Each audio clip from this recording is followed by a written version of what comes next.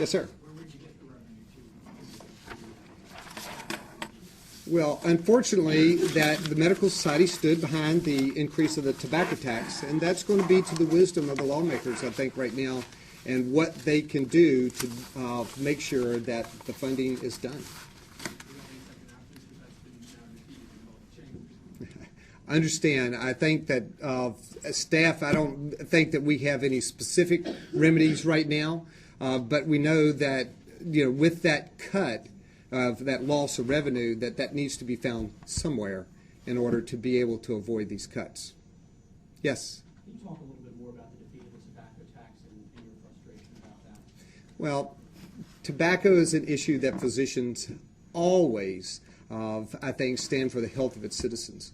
And that the tobacco tax did two things. One, by raising the tax, it clearly would impact the number of smokers. That's been shown time and time again as you increase the cost to people that they smoke less.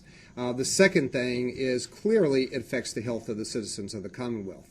And that we know very clearly that that secondhand smoke impacts about 1,700 lives in the state every year, and that doesn't count the infinite number of times that we see sick people that are affected by family members that smoke, or also people within public places that smoke.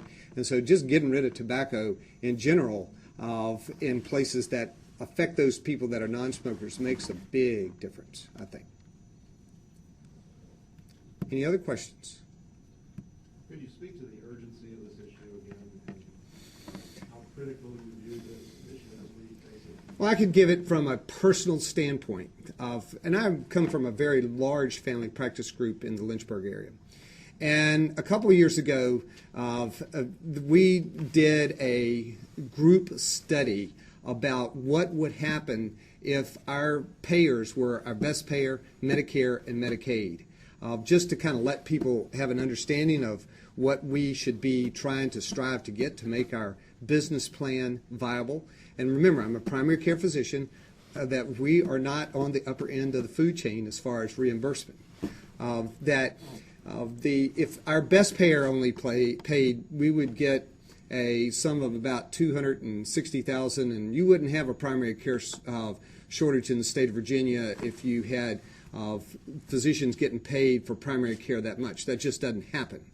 If it was only Medicare, we would have gotten paid $65,000, and that's before taxes, before insurance, before everything. That when we looked at Medicaid, if we saw 100% Medicaid patients, we would owe somebody $75,000.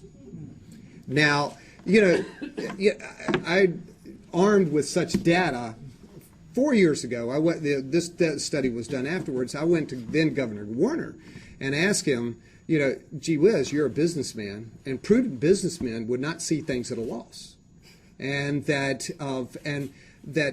we have a bunch of students here today, and I guarantee you every one of them goes into school with the idealism that they want to just take care of people and take care of health needs and forget this business about, they want to at least pay their loans back. At the same time, they want to have a viable practice. They want to have a viable living, but to go out and have to see people at a loss, the only people that really can take care of Medicaid people in the state right now are public health centers that have special grants that can do that. But you're talking about cutting back on them also. So we don't want economics to force us into a hole that makes us not be able to see people. Senator Northam. Dr. Epps, thank you very much for your comments. And I think one of the points that we need to make is that when physicians such as yourself and myself if we choose not to take Medicaid, those patients end up in the emergency room. And if you want to talk about a very inefficient way of providing health care, that's at the top of the list. So that needs to be emphasized. Yeah, absolutely. I think the senator is right on the money.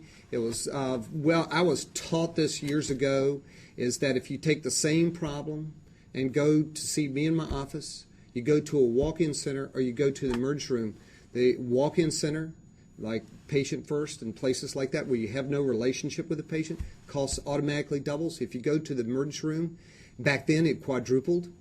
And I can tell you that I think quadruple is a conservative estimate, because people, if you don't have an ongoing relationship with a patient, then you tend to want to order anything and everything.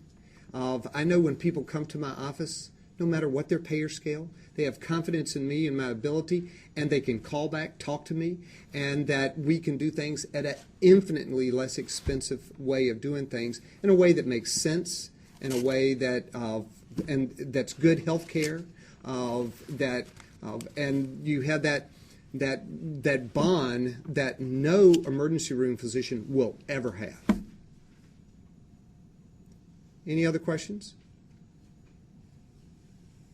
If not, thank you for being here. I'll be around if somebody has some particular questions for me to answer. Thank you. Thank you, John.